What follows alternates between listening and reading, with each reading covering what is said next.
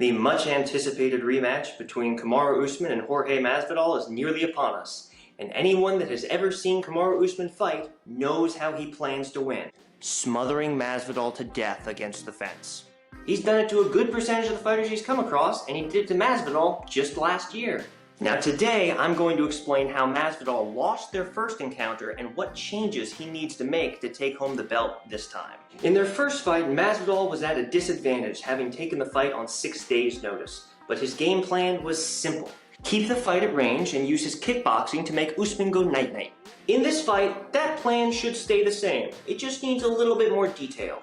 Although Usman has likely improved his striking the past year, it's pretty unlikely that he's been able to close the gap against Masvidal, who is known to be one of the most complete and experienced strikers on planet Earth. Now, Masvidal's plan to win the first fight didn't end up working because a few of his habits played into Usman's skill set and ended up with Masvidal ceding control of much of the fight.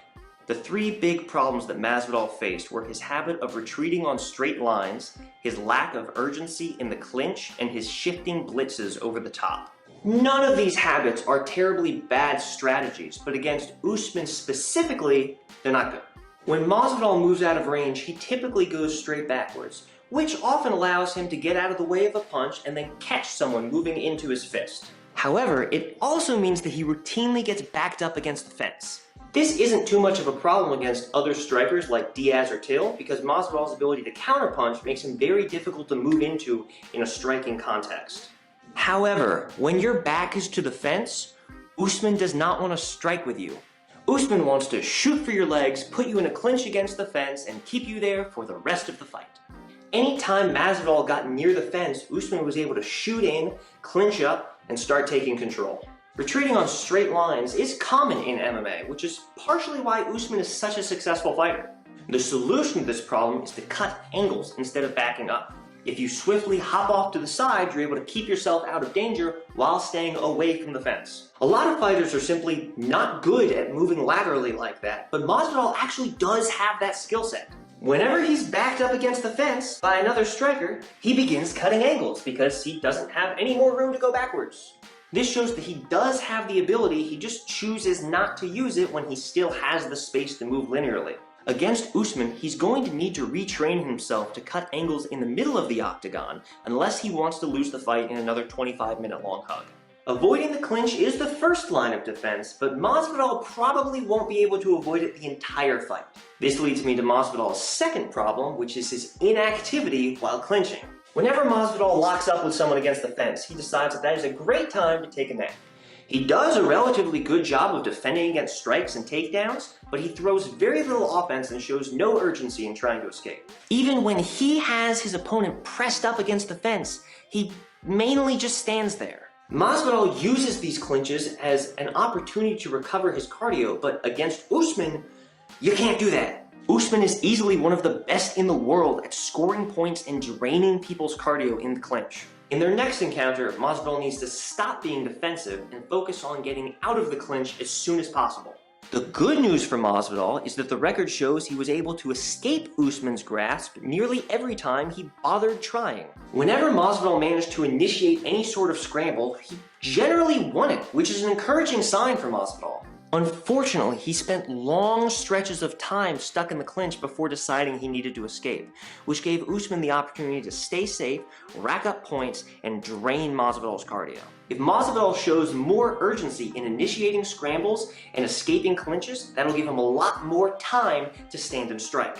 Masvidal's third problem is his shifting blitzes. He's a fighter that likes to lull you to sleep by working at a certain pace and then suddenly explode into a flurry of strikes. He does this by shifting or stepping forward while throwing alternating strikes over his opponent's shoulder. This is actually a stunningly useful tactic that works against high-level fighters, but Usman's a bit different. When overwhelmed, Usman's instinct is to duck his head low, which puts him in the perfect position to shoot on Masvidal's legs as Masvidal is rushing into him. This is made especially easy by the fact that Masvidal aims his punches high over his opponent's shoulder. This makes them very easy to shoot under. Usman learned to time and counter Masvidal's blitzes with wrestling relatively early in the fight, and his ability to do so continued to improve as the fight went on. While shifting blitzes has proven to be one of Masvidal's best weapon in his previous fights, it might be a good idea to avoid them when facing Usman. Now, I've covered the main tactics that led to Masvidal's downfall, but he did do a few things that led to success and need to be doubled down on in their upcoming fight.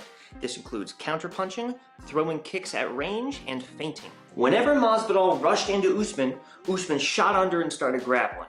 However, when Usman moved into boxing range against Masvidal, Masvidal was able to use his superior movement and targeting ability to land counterpunches. Once Usman realized he was losing the boxing exchange, he stopped boxing. Therefore, Masvidal's goal is to pressure and confuse Usman at long range to try and force him to close the distance. This can be done effectively with kicks and feints. Masvidal has very good kicks, which served as a useful long-range weapon in their previous fight. His key weakness, however, was throwing a limited variety of kicks, allowing Usman to make reads, time him, and initiate grappling exchanges. Usman in the black and gold defending Look at the speed.